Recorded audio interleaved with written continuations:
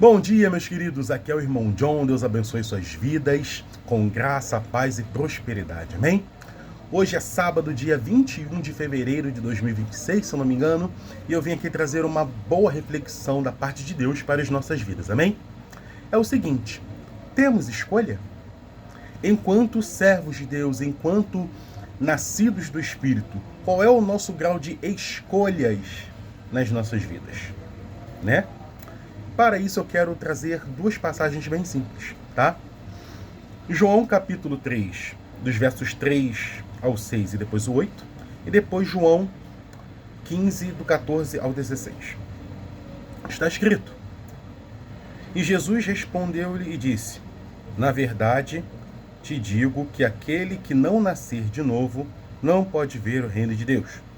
Disse-lhe Nicodemos: Como pode um homem nascer sendo velho? Pode, porventura, tornar a entrar no ventre de sua mãe e nascer? Jesus respondeu: Na verdade, te digo que aquele que não nascer da água e do Espírito não pode entrar no reino de Deus. O que é nascido da carne é carne, e o que é nascido do Espírito é Espírito. Versículo 8. O vento assopra onde quer e ouves a sua voz, porém não sabes de onde vem, nem para onde vai. Assim é todo aquele que é nascido do Espírito. Jesus aqui está dizendo claramente que aquele que obtém a natureza espiritual não tem os pés firmados no chão, no sentido de resistência ao que o Espírito quer lhe mostrar ou aonde o Espírito quer lhe levar. Quando Jesus fala que a gente não sabe de onde o vento vem nem para onde vai, significa dependência total desse Espírito, ok? Que, de acordo com a nova natureza que Jesus nos dá, nos guia para toda boa obra. E não somente na boa obra, mas também no nosso modo operante de ser. Amém? Agora, João, capítulo 15, dos versículos 14 ao 16. Vós sereis meus amigos, se fizerdes o que eu vos mando. Já não vos chamarei de servos, porque o servo não sabe o que faz o seu senhor. Mas tenho-vos chamado amigos, porque tudo quanto ouvi de meu Pai vos tenho feito conhecer. Não me escolheste vós a mim, mas eu vos escolhi a vós e vos nomeei, para que vades e deis frutos, e o vosso fruto permaneça, a fim de que tudo quanto em meu nome pedirdes ao Pai, ele vô-lo conceda. Aqui Jesus está falando para um tipo diferente de pessoas. Jesus aqui está falando para os seus discípulos que daqui a pouquinho vão se tornar apóstolos. E, de fato, Jesus os escolheu dedo a dedo cada um. Você, vem e me segue. Você, vem e me segue. Você, vem e me segue. E lá em João, versículo 6, dos versículos 65 ao 68, se eu não me engano, né, Jesus olha para eles e fala: Vocês querem ir também? Quando muitos dos que os seguiam se afastaram dele. E Pedro diz: Para quem iremos nós? Tu tens as palavras de vida eterna. Então Jesus está aqui falando para uma classe especial de pessoas. E especial não é que Deus escolha pessoas que de fato sejam melhores que as outras, mas são pessoas confiáveis ministerialmente. Ok? Então, claramente, Jesus falou que escolheu a esses discípulos a quem ele se refere e falou que eles vão dar frutos. E nós, gentios, ex-gentios, né, que agora somos a igreja, fazemos parte do fruto desses discípulos. Ok? E é claro que aquela natureza espiritual que permeia os discípulos neste instante da Bíblia também nos permeia até o dia de hoje. E por causa disso, nós podemos refletir muito bem sobre aquilo que é escolha, tá? E vamos começar pela reflexão do seguinte: nós temos de fato escolha? E vamos primeiramente saber o que é escolha. E dentro de uma questão de dicionário, escolha é quando você tem opções viáveis para fazer alguma coisa, tá? Dentro de uma cosmovisão, nós temos uma escolha de sermos salvos ou não, que é a primeira escolha que qualquer pessoa faz em sua vida do ponto de vista espiritual. Por quê? Enquanto não aceitamos a Jesus, a Bíblia é clara quanto a isso, nós somos considerados mortos espiritualmente, porque a nossa natureza espiritual morre por causa do pecado. Vejam o seguinte: Deus nos deu o Espírito para se comunicar conosco pelo Espírito. Deus não se comunica com a gente pelo nosso corpo ou pela nossa alma. Deus se comunica conosco pelo Espírito. Por isso que em João 4 se diz que importa que os verdadeiros adoradores o adorem em espírito e verdade. Então aquela questão de as portas do inferno não prevalecerem contra a igreja, de irmos pelo mundo todo e pregar o evangelho a toda criatura, de pisarmos serpentes e escorpiões, curarmos enfermos, isso tudo está condicionado a aceitarmos a Jesus como Senhor e Salvador, aliás, a recebermos o Senhor e Salvador Jesus, né? Que é uma terminologia mais correta, uma nomenclatura mais correta. O que é nomenclatura, irmão John? Nome de dar as coisas. O termo aceitar Jesus está correto? Mais ou menos, tá? O termo aceitar, por quê? Jesus já nos aceitou. Ele morreu por nós. Então, de certa forma, o aceitar Jesus é receber a expiação pelos pecados. Então, o termo mais correto é sim o fato de nós recebermos Jesus como Senhor e Salvador. Amém? Agora, dentro de uma cosmovisão, como eu já havia dito antes, nós temos a decisão de sermos salvos ou não, de recebermos Jesus ou não. Em João capítulo 3 realmente se fala que aquele que o receber será salvo e aquele que o rejeita já está condenado, porque se esgotam as possibilidades de salvação para aquele que tem Jesus diante de seus olhos, diante de seus ouvidos e rejeita. Por quê? Pregar Jesus, né, gente? Entendam, né? Desculpa, gente, o termo é sobre escolha, mas tem algumas coisas importantes que eu tenho que considerar, amém? Entenda o seguinte, quando a gente vai evangelizar, a gente não pode, por exemplo, só entregar o panfleto e falar Jesus te ama, em muitos casos. Dentro de uma sociedade onde você tem muitos crentes ou ex-crentes desviados, né? Muitas pessoas que já têm uma noção prévia do que é o reino de Deus, beleza, pode ser que funcione. Mas quando você vai falar para pessoas ignorantes à fé cristã, alheias ao plano de salvação, isso não traz uma racionalidade para que a pessoa tenha uma compreensão de quem é Jesus. Então a nossa forma de evangelizar, por exemplo, em Vila Aliança, ela precisa mudar um pouco. Nós precisamos parar de querer quantidade e focar na qualidade, no olho e tentar mostrar Jesus a cada uma dessas pessoas. Jesus fez isso com Nicodemos, com a mulher samaritana, Jesus fez isso com a mulher adúltera. Entende? Jesus fez isso com os 10 leprosos, Jesus fez isso com a Judéia, com Nazaré e vários confins ali dentro da sua trajetória terrena, ok? Dentro de Gadara, tá? Ele se mostrou quem era. Ele mostrou o plano de salvação porque ele mesmo era o plano de salvação. E vamos perceber que o evangelismo daqueles que estavam em Atos é o seguinte: em nome de Jesus, levanta e anda. Não tenho ouro nem prata, mas isso eu te dou. Eu prego em nome de Jesus. Eu prego o Deus desconhecido de quem vocês já ouviram falar e tem essa estátua aqui, conforme o apóstolo Paulo disse, né? É muito diferente de a gente pegar, por exemplo, um panfleto e falar Jesus te ama, te cura e liberta. Só que se eu não mostro o Jesus que cura, o Jesus que salva, o Jesus que liberta, a pessoa não tem conexão lógica. E acreditem, a conexão lógica antecede a conexão espiritual. Aqui como no diálogo com Nicodemos. Jesus precisava quebrar a lógica de Nicodemos para introduzir o reino de Deus a ele. Entende? Beleza. Agora você que foi vítima, não. Você que foi agraciado com o plano de salvação. Você que recebeu Jesus. Você que agora tem uma trajetória espiritual, é guiado pelo Espírito. Qual é o nível de escolha que a gente tem? Que você tem? Vamos lá. Nós temos 2 pontos aqui. Temos a soberania divina, tá? E temos as questões e situações pontuais de nossas vidas, tá? A soberania divina é aquilo que Deus manda fazer e ponto, sem nos dar um se ou porém ou talvez. É quando o Senhor dá uma ordem expressa e ela tem que ser cumprida. Isso é a soberania de Deus. Exemplos bíblicos disso nós temos vários. Por exemplo, quando Jonas foi ordenado a pregar em Nínive, quando Deus falou para Abraão, sai da tua terra e da tua parentela para uma terra que eu te mostrarei, né? quando falou para Moisés: Moisés, eu quero que você vá libertar o povo do Egito, porque eu ouvi o clamor deles. São ordens expressas de acordo com a soberania divina, porque são coisas que aconteceriam querendo o ser humano ou não. Querendo a gente ou não, haveria de vir o Redentor. Querendo nós ou não, o povo hebreu sairia do Egito. Querendo nós ou não, Abraão teria uma descendência. Ou outra pessoa, se Abraão recusasse, teria essa descendência, que é o povo de Israel. Ok? Então, isso é soberania divina. Desculpa.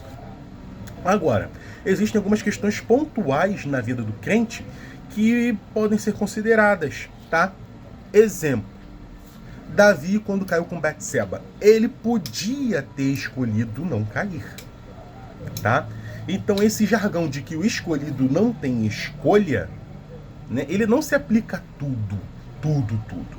Ele se aplica ao modelo da soberania divina, de uma obra que Deus manda expressamente. Entendem isso? Então, quando falam que o escolhido não tem escolha, e daqui a pouco você vê um servo de Deus que foi chamado, foi ungido, né, tem performance, faz o ministério, quando ele cai, a pessoa pode entrar em choque. Quem vê pode entrar em choque, mas entenda que existem questões e situações da vida que compete a nós dominarmos. Exemplo, Gênesis 4, quando Caim sentiu uma inveja fulminante sobre seu irmão Abel. Deus falou para ele: o desejo está no teu coração, porém cabe a você dominá-lo, tá? Davi podia ter escolhido não cair com Betseba. Elias podia ter escolhido entrar ou não na caverna, a ceder à sua depressão. Moisés, ele podia ter escolhido, no momento ali da segunda vez que a água saiu da rocha, a falar à rocha ao invés de bater nela 2 vezes, tá? E Judas podia ter escolhido não trair Jesus. Ou, pelo menos, podia ter escolhido ir a Jesus e se arrepender do pecado que cometeu.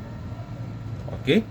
Então, entenda que há situações de vida em que há uma escolha nossa. Porém, o Espírito Santo, né, aquele que sempre nos guia, onde a gente não sabe de onde vem nem para onde vai, ele também é muito interessado em nos ajudar nesse tipo de decisão para que não erremos.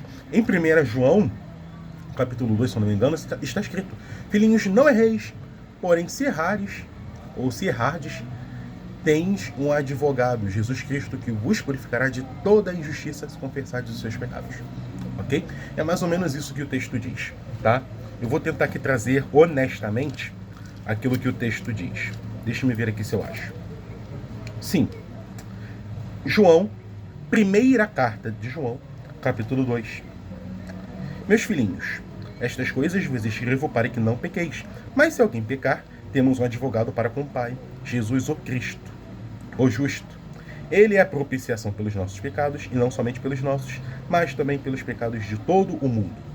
E 2 versículos antes, no capítulo 1, se confessarmos os nossos pecados, ele é fiel e justo para nos perdoar os pecados e nos purificar de toda a injustiça. Se dissermos que não temos pecado, fazemo-lo mentiroso e a sua palavra não está em nós. Ok? Então temos que ter essa convicção, tá? Que nós não escolhemos a obra. Nós não escolhemos o que Deus vai fazer. Nós não escolhemos como Deus vai fazer o evangelismo, a questão da docência, a questão pastoral, como ele vai corrigir as suas ovelhas, como ele vai dirigir uma congregação. Isso a gente não escolhe. É o Espírito que determina para aqueles que são eleitos para isso. Agora, as questões pontuais da nossa vida, nós podemos escolher, tá? Desde que a soberania de Deus não seja desafiada. Eu vou falar disso um pouco mais adiante. Vamos lá. Tem uma diferença de pessoas que entram na soberania divina pelo chamado e também pela oportunidade. Qual é a diferença? A Bíblia fala que são muitos chamados, mas poucos os escolhidos. E por que são poucos os escolhidos? Porque a motivação das pessoas é levada em consideração. o seu histórico de vida, o seu grau de decisão, o seu grau de estudo, de devoção a Deus, tudo isso é levado em consideração para que Deus escolha alguém segundo a sua presciência. Então, quando nós somos predestinados, significa que Deus olha milhares de corações em um lugar e aquele ou aqueles poucos corações que estão decididos a seguir com a vontade de Deus, Deus escolhe essas pessoas. Por exemplo, na geração de Samuel, Samuel foi o único profeta, pelo menos biblicamente falando, né, que ousou se levantar contra a casa de Eli em profecia por mando de Deus. Davi foi o único que se atreveu a lutar contra Golias. Entende? Josué e Caleb foram os únicos dois dentre 12 espias que consideraram ser possível entrarem na Terra Prometida e ganharem dos gigantes que lá estavam. Entende isso? Então Deus olha para Josué e Caleb e os elege. Deus olha para Davi e o elege de acordo com o seu coração divino. Entende? Então existem pessoas que são sim chamadas, como Jonas, Jeremias, Oséias, tá? E existem pessoas que elas não são necessariamente chamadas, mas elas aproveitam a oportunidade. Elas veem que o plano de Deus está sendo executado e elas decidem se aderir a esse plano. Olha que coisa maravilhosa! Isso é muito maravilhoso. Por exemplo, Raabe. Raabe era de Jericó, era para ela morrer. Só que ela aproveita a oportunidade de estar inserida no plano de Deus e por isso ela entra na linhagem do povo de Deus. Ruth também.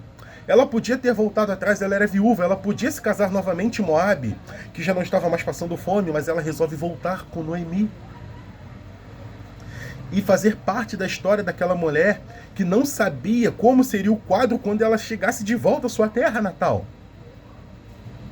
E Ruth fala, eu vou trabalhar por você. Não dessa forma. Eu vou ser o teu braço. Eu vou ser o teu sustento. E por causa disso, Deus lhe dá Boaz. Abigail também, ela resolve salvar toda a sua fazenda quando tem um marido muito hostil, que é Nabal, muito mal agradecido, homem de coração muito ruim. E ela, pela sua sabedoria, ela apazigua as circunstâncias. E quando Nabal morre, Davi não deixa escapar uma mulher dessa e arrebanha para si essa mulher. Se casa com uma mulher extremamente sábia. Entende? Então pode ser que você não seja um escolhido. Agora é claro que nós estamos falando aqui de pessoas da velha aliança. E existem também os escolhidos na nova aliança.